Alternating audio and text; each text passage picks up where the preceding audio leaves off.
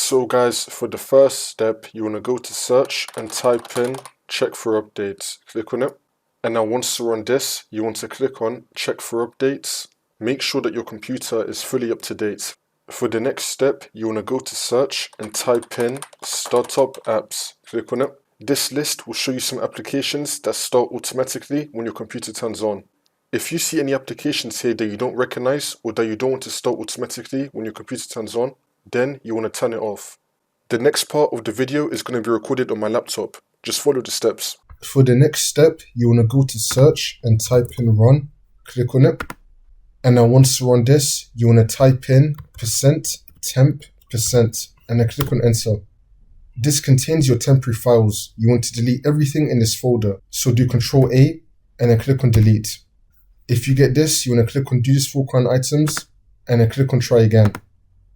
If it comes up again, then you want to tick the box again and then click on skip. Most of the files in this folder are going to be deleted. Now we're going to go to search again and type in run. Click on it.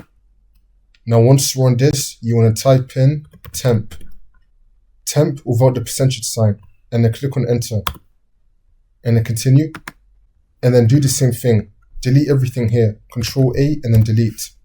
Tick the box, try again. Tick the box and then skip. We're going to do it one last time. Go to search and type in run. Click on it and then type in prefetch. Click on enter. Continue. Now once you're on this, do Ctrl A and then delete. Again, tick the box, try again. Tick the box and then skip. For the next step, you want to go to search and type in virus and threat protection. Click on it. And now once you're on this, you want to click on manage settings. Make sure that you have real-time protection turned on. Now we're going to scroll down. Click on manage controlled folder access. And you want to turn on controlled folder access. Once that's been turned on the left-hand side, we're going to click on virus and threat protection.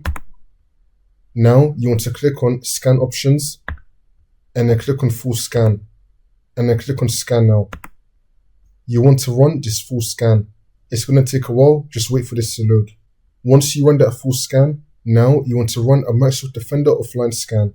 Click on this and then click on scan now and then click on scan. Once this comes up, you want to click on yes. It's now going to shut down your computer. Wait for this to load. It's now going to restart your computer. Just wait for this.